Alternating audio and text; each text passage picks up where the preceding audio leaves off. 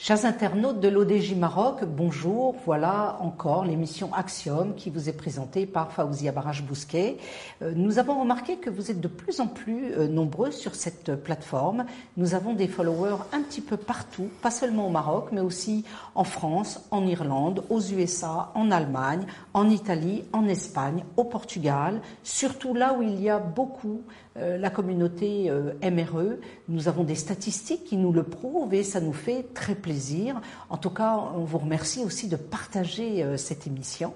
Nous avons différents canaux qui s'intensifient de mois en mois et nous sommes 24 heures sur 24 relayés par la télé, la TV numérique, la radio, les podcasts. Nous sommes très suivis toute l'année, tous les jours et à toute heure du jour. Alors, j'ai le plaisir aujourd'hui de recevoir un jeune qui m'a beaucoup plu, qui m'a un petit peu interpellée parce que ce jeune que je connais depuis quelque temps n'a pas voulu quitter le Maroc, il a voulu rester chez lui, il a voulu participer au développement de son pays parmi sa famille.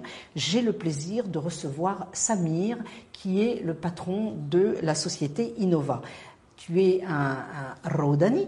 Pourrais-tu, s'il te plaît, Samir, te présenter? Oui, un Rodani. Je m'appelle Samir Benaeg. Je viens du sud du Maroc, Teroudant. J'ai débuté ma carrière en tant qu'entrepreneur.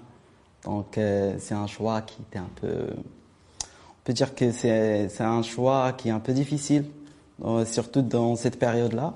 Mais à travers le temps, puisque j'ai rencontré des gens comme vous, donc je trouve que c'est une décision que j'ai prise, une décision stratégique en fait. Et alhamdoulilah, je suis très heureux que je suis encore ici au Maroc et que... Bien sûr, c'est un projet entrepreneurial qui est quand même important, puisqu'au lieu d'aller travailler pour une entreprise, j'imagine que tu as déjà travaillé pour des entreprises dans ta vie. Mais en mode freelance, c'est-à-dire que je suis toujours dans l'entrepreneuriat. J'ai jamais été salarié. Oui, j'ai jamais travaillé en tant que salarié. Mais ça, c'était pas un choix, c'est pas quelque chose, c'était pas parce que alhamdoulilah,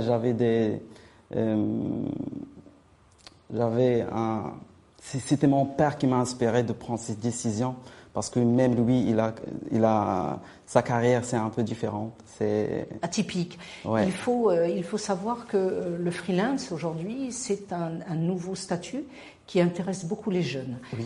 Vous avez dans ce statut la possibilité d'être votre propre patron, oui. de pouvoir ouvrir votre registre du commerce ou votre société avec simplement votre carte d'identité. Vous allez vous présenter dans les bureaux ou à la poste, Baraka de Maghrib, ou bref, vous avez des banques aussi qui vous acceptent. Et avec votre simple carte, vous pouvez avoir un statut d'auto-entrepreneur et de facturer, bien qu'il y ait une limite dans la facturation. Alors, tout ça, c'est de la comptabilité. Vous avez beaucoup d'informations via les portails qui sont sur Internet. C'est un statut qui te permet de choisir tes clients, de choisir le temps de travail. J'imagine que lorsqu'on est auto-entrepreneur, on travaille plus qu'un simple employé. Ouais. Il faut se donner à fond. Ouais, c'est ça. Tu pourrais me parler un petit peu de ton projet entrepreneurial. D'abord, ce projet entrepreneurial se situe dans quelle activité professionnelle ? Au début, c'était dans le domaine de développement web et communication. Quelles sont tes études? Qu'est-ce que tu as étudié? J'ai un diplôme d'ingénieur en technologie d'information de la communication et système embarqué. D'accord. Et un diplôme universitaire.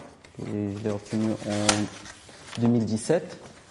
Et pour la décision de commencer en tant qu'entrepreneur, c'est que pour accéder déjà au marché, c'est un peu difficile. Il faut une expérience justifiée. Oui. Donc, c'est de passer par un statut freelance ou bien auto-entrepreneur, c'est un statut qui permet aux jeunes entrepreneurs d'avoir une expérience, quel que soit pour créer leur business ou bien pour avoir une expérience pour attaquer par la suite un poste ou un job. D'accord, donc tu t'es rapidement orienté vers le digital, la communication, les réseaux. Ouais. Tu as senti que dans ce domaine, il y avait du travail, il y avait de la demande? Oui, bien sûr. Surtout ici au Maroc, il y a l'écosystème qui est déjà en place et qui donne l'encouragement aux jeunes pour accéder au marché facilement. D'ailleurs, mon début était à Technopark, à Tanger. C'est l'incubateur qui accueille beaucoup de jeunes entrepreneurs pour lancer leurs projets. Et c'était une belle opportunité pour moi pour rencontrer des gens, pour même pour avoir une formation solide au niveau de l'entrepreneuriat et tout, parce que le diplôme ne suffit pas. Il faut développer d'autres compétences pour attaquer le marché. Tu parles anglais, tu parles très bien français, l'arabe. Ça va. Ça va très bien, tu manipules les 3 langues. Et pourtant, tu as décidé de rester au Maroc. Tu n'as pas voulu partir alors que je sais que tu as eu des opportunités. Pourquoi avoir choisi de rester chez toi, dans ton pays ? C'est un choix qui est un peu... Déjà, on peut dire qu'on peut travailler hors du Maroc, pas quitter le pays, toujours travailler, mais sur la casquette d'un Marocain. C'est-à-dire que j'ai réussi à avoir des clients hors du pays, que je travaille avec eux en tant que consultant en transformation digitale. Et donc, il y a des fois, c'est comme si d'avoir l'opportunité de travailler hors du Maroc avec des entreprises européennes. Oui, c'est-à-dire que tu travailles au Maroc, mais pour des entreprises qui se trouvent ailleurs. Mais on travaille, c'est des projets qui durent des mois ou bien des années même. Surtout qu'il y a des plateformes où tu peux proposer tes services, où on a des Indiens, des Américains, des Français. C'est ça. Tout le monde vient sur ce genre de plateforme. Ouais, c'est ça. La plateforme vous garantit le paiement. Oui. Oui. Donc, ce qui fait rentrer des devises ici au pays. Oui, bien sûr. Et d'ailleurs, vous, les jeunes Marocains, je trouve que vous êtes fabuleux parce que vous excellez dans le développement, dans les métiers de la high-tech. C'est extraordinaire. Vous avez beaucoup d'idées, vous avez beaucoup de connaissances. Et le Maroc a besoin, tu sais, mon cher Samir, qu'il y a une hémorragie. Il y a des milliers de jeunes qui quittent le Maroc chaque année pour aller chercher... ailleurs, ce qu'ils ont devant leurs yeux, quitter leur famille, c'est un déchirement. Quitter sa famille, c'est un déchirement. Pouvoir aller dans un autre pays pour s'installer, c'est un choix. Alors que toi, tu as tout de suite compris que tu pouvais dépasser facilement les frontières du Maroc sans avoir besoin d'aller chercher un visa. Ouais, c'est ça, c'est ça. C'est de travailler avec... c'est de travailler avec le monde entier sans quitter le pays, en fait. Et même de participer à la croissance du royaume. C'est ça l'objectif pour moi. On a un pays qui a des entreprises qui demandent énormément de services digitaux. Ouais. Les gens sont un petit peu perturbés parce qu'ils n'y connaissent pas grand-chose la plupart du temps. Ils n'ont pas la connaissance, ils manipulent mal. Et vous avez parfois des secrétaires ou des gens qui ont d'autres postes qui vous disent oui, je sais très très bien manipuler Facebook. Ça, c'est un problème. Quand tu vas travailler dans une entreprise, tu es tenu bien évidemment de faire l'audit des réseaux sociaux ou de la communication parce que ça, c'est important. Comment ça se passe? Oui, bien sûr, ça dépend du projet. Déjà, si le projet est que je vais... ou bien si je veux proposer un service pour la première fois, je dois être franc avec le client ou bien mon collaborateur, de lui dire comme quoi je suis un junior, un consultant confirmé au senior. Comme ça, lui, il a déjà une idée sur les capacités de ne pas dire que c'est bon, je vais livrer le projet avec telle et telle condition, mais il faut être franc. Et aussi, de bien étudier le projet et de bien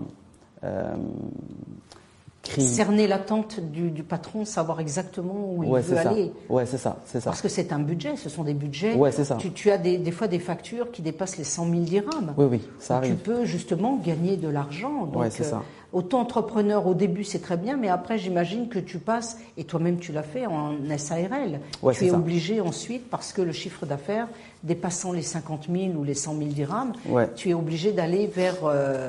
Et surtout pour mon histoire, là, Innova, c'est vraiment... c'est quelque chose qui est... Je sais pas, alhamdoulilah, j'ai de la chance de prendre ces décisions parce que... C'est une chance ou un savoir que tu mets à la disposition des autres Ouais. Et tu es dans une période où on a besoin de gens comme toi. Ouais. Est-ce que tu ne penses pas qu'au lieu de dire c'est de la chance, c'est surtout du travail, des connaissances, des compétences Ouais, que c'est tu des as? inspirations même. C'est des inspirations. C'est le résultat des inspirations de beaucoup de gens qui étaient autour de moi. Comme je disais au début, c'était mon père qui m'a inspiré pour prendre ces décisions et donc qui m'a permis de rencontrer des gens comme Adil, d'ailleurs, qui est mon associé aujourd'hui et qui m'a au début était mon mentor qui m'a aidé à bien comprendre le marché, à avoir des compétences, qui a détecté mes défauts et qui a amélioré mes points forts. Et donc, alhamdoulilah, c'est tout ce que je veux dire. Tu es à Tanger. Pourquoi cette ville de Tanger? Je sais pas.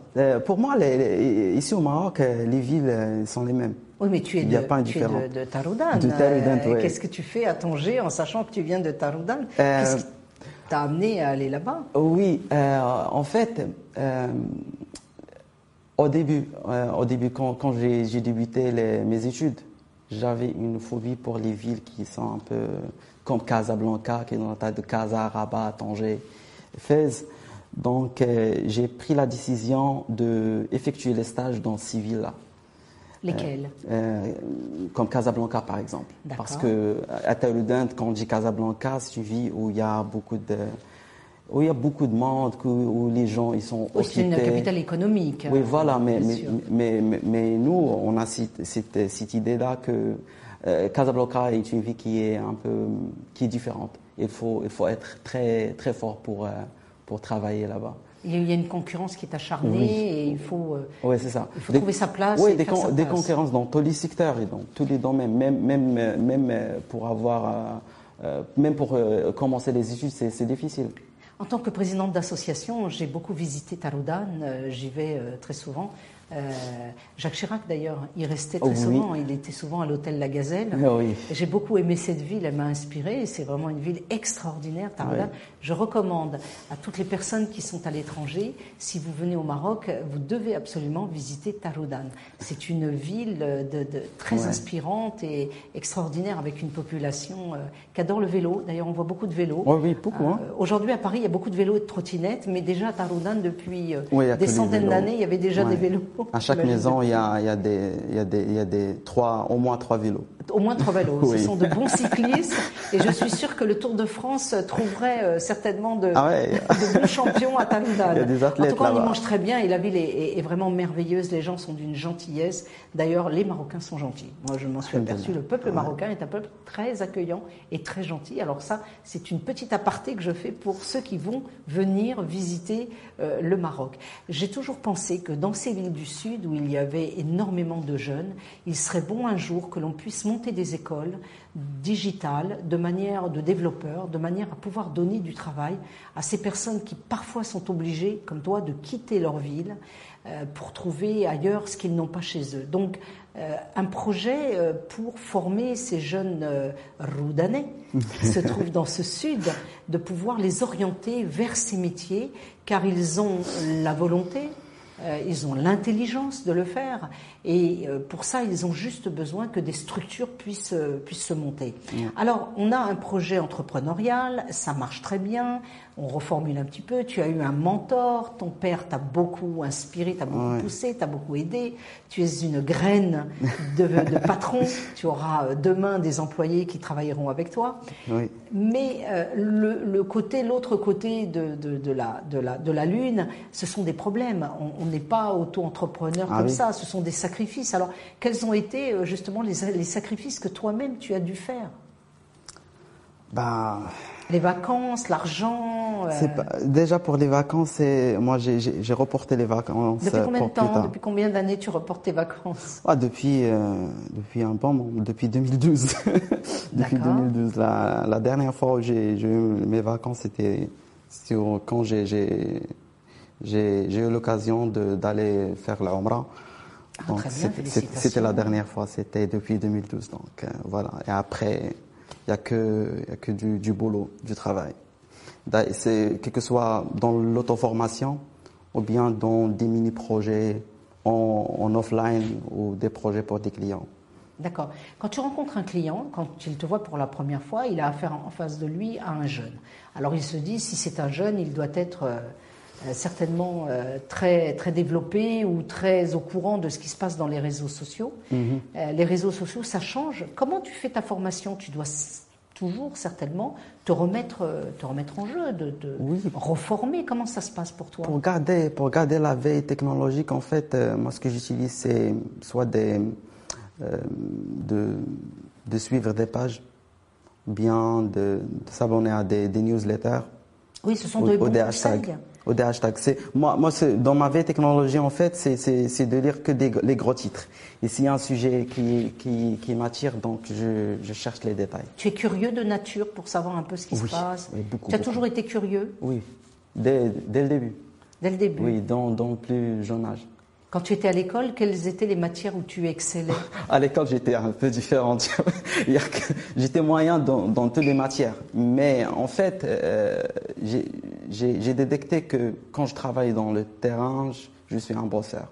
Tu es un autodidacte. Oui, c'est ça. Et tu préfères ça, mais oui. puisque j'ai pas eu la chance d'avoir les bases des matières qu'on a éduquées, donc même pour les compétences linguistiques, c'est récemment que je l'ai développé. C'était très très difficile. Tu es vraiment un enfant de l'ordinateur, de l'informatique, de l'Internet. Oui. On t'imagine avec la tête directement rentrée dans un screen. Ouais, c'est toujours comme ça. Moi, je suis un geek en fait. Je suis un geek. J'adore tout ce qui est lié à la technologie. Les nouvelles technologies. Oui, c'est ça. Donc, quand il y a un lien avec les technologies, donc il y a toujours le plaisir d'apprendre et de rencontrer ou bien de chercher les détails des informations. C'est fantastique parce que tu as pu remarquer que depuis 20 ans, mais surtout depuis 10 ans, l'évolution de la technologie de l'informatique, aujourd'hui on parle de ChatGPT, qui est extraordinaire, qui va certainement faire très plaisir à beaucoup d'étudiants qui n'ont pas les capacités en français ou en anglais de pouvoir rédiger. D'ailleurs, quand on parle à un étudiant de ChatGPT, il te dit « Ah oui, c'est le logiciel qui te permet de faire des rédactions plus facilement ». C'est pas tout à fait ça. Aujourd'hui, on a des outils technologiques. Comment tu vois ton avenir? Il faut déjà savoir comment exploiter ces technologies-là. Et aussi, parce que de dire que je peux demander à un robot de me faire une tâche facilement, ça va générer pas des problèmes, mais ça va un peu... ça va forcer l'utilisateur à arriver à un niveau qu'il peut pas gérer par la suite. Il y a un danger derrière. Donc il faut savoir comment exploiter ces technologies. D'accord. Qu'est-ce que tu as trouvé en général? Quels sont les problèmes récurrents que tu trouves toujours quand tu t'adresses à une entreprise et qu'elle te demande ton audit, ton examen? Voilà, nous avons des réseaux, on ne sait pas trop si ces réseaux fonctionnent bien. Qu'est-ce que tu remarques? Quelle est la faute chronique ou qu'est-ce que tu remarques toujours dans ces entreprises? En fait, c'est pas des fautes, mais c'est des choses à améliorer dans les processus ou bien des méthodologies de travail. Parce que moi, mon objectif, c'était toujours d'améliorer les procédures que les collaborateurs d'Innova doivent suivre pour accueillir correctement les besoins des clients. Parce qu'un client, c'est pas lui qui commet les erreurs ou bien les fautes. C'est toujours son équipe qui n'a pas toujours suivi. Oui, c'est l'équipe. Elle n'a même pas, elle a pas bien détaillé leurs besoins. Il faut quand Donc même c'est toujours un problème de communication. Il faut toujours aussi que tu te rendes compte d'une chose. En général, les patrons aujourd'hui, ils ont pour beaucoup entre 40, 45, 50, 60 ans. Ce sont des chefs d'entreprise. Bien sûr, ils ont la foi dans les nouvelles technologies et dans le numérique, mais eux-mêmes n'arrivent pas toujours à bien gérer ce problème. Ils sont out Ouais. Ils sont vraiment, pas has-been, mais out. Et ils ne savent plus parfois à quel sein se fouer, parce que tu peux avoir un community manager qui te dit « Ah mais ça se passe très bien, nous avons beaucoup de followers », alors qu'on sait qu'aujourd'hui on peut acheter des profils, on peut manipuler. Ouais. Est-ce que toi-même, on te demande parfois ton expertise pour pouvoir contrôler que le process se passe bien et qu'il se passe bien dans l'intérêt du chef d'entreprise notamment? C'est peut-être là que tu es très utile pour le chef d'entreprise. Comment ça se passe, Samir? Il faut être franc. S'il y a quelque chose, il ne faut rien cacher. Il faut vraiment dire, il faut être transparent et dire et partager les informations correctement. S'il y a quelque chose qui n'est pas bien, il ne faut pas penser à l'argent à ce moment-là. C'est ça. Ouais, il ne faut pas penser à l'argent, il faut vraiment penser aux résultats et de garder un bon contact avec les gens ou bien avec les clients. Le client, parfois, fait appel à toi et puis quelques temps après, il te rappelle pour une autre affaire, pour un dossier. Donc, toi-même, tu commences à préparer ton portefeuille. On appelle ça vulgairement le poulailler, mais il faut entretenir un petit peu les poules et pour ça, il faut être crédible. Oui, c'est ça. Et c'est le capital, en fait. C'est le capital. Il faut bien gérer le côté relationnel. Quel que soit le résultat des livrables, il faut bien gérer le côté relationnel. Parce que le livrable, on peut les améliorer par la suite. Et s'il y a quelqu'un qui veut, par exemple, comme vous avez dit, il y a des patrons qui n'ont pas beaucoup d'idées sur le résultat bien des livrables, il peut facilement, un consultant, faire tout ce qu'il veut dans les dossiers et penser qu'à la facturation. Alors que non, dans ce domaine-là, il faut, comme on dit en arabe, c'est vraiment, il faut bien avoir la foi dans ce que l'on fait et le faire proprement. Nous avons eu des cas d'ailleurs de personnes qui ont beaucoup souffert, qui ont eu malheureusement des attaques via YouTube. Je pense notamment à des médecins, je pense à des personnes qui ont des professions parfois qui sont un petit peu sensibles et qui se sont retrouvées avec des attaques terribles de la part de personnes qui voulaient leur porter préjudice et qui se sont servis des réseaux sociaux pour générer toute une mauvaise rumeur autour d'une entreprise ou autour d'une profession libérale. Et lorsque tu es dans les griffes, quand tu es dans cette toile d'araignée, tu ne peux pas t'en sortir. Est-ce que quelque part tu es aussi un urgentiste? Est-ce que lorsqu'une entreprise souffre d'une mauvaise notoriété qui lui a été collée par des manipulations numériques, est-ce que toi-même tu es capable de pouvoir réparer ou de pouvoir aider ces entreprises? Si j'ai jamais eu l'occasion de travailler dans ces dossiers pareils, mais si jamais il y a quelqu'un qui a fait appel à notre entreprise, on fait ce qu'on peut faire parce que il n'y a pas que moi dans l'entreprise, il y a un groupe de consultants, des experts. Et d'ailleurs, c'était pour cette raison que j'ai pris la décision d'avoir d'autres associés dans notre cabinet. Tu as diversifié, oui. Oui, c'est ça. Pour enrichir. Oui, parce que le conseil, c'est l'expérience. On peut pas dire, c'est pas cohérent de dire que je suis un consultant expert alors que j'ai que 5 ans d'expérience. Il faut avoir d'autres consultants qui ont des dizaines, des vingtaines d'expériences dans le domaine. Bien sûr. Ta franchise t'honore.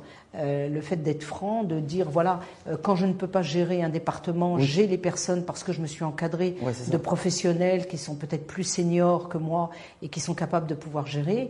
Aujourd'hui, les réseaux numériques, aujourd'hui les réseaux sociaux, c'est à la fois gagnant, tout gagnant pour l'entreprise, mais ça peut aussi porter préjudice et on peut souffrir d'une mauvaise notoriété qui a été articulée par des gens malveillants et c'est là où notamment il faut pouvoir tomber sur des experts. Si tu avais un conseil à donner à ces jeunes diplômés marocains, parce que on parle souvent des diplômés qui se retrouvent sur le goudron au mois de septembre, octobre et qui ne savent pas trop où aller, dans quel sens aller.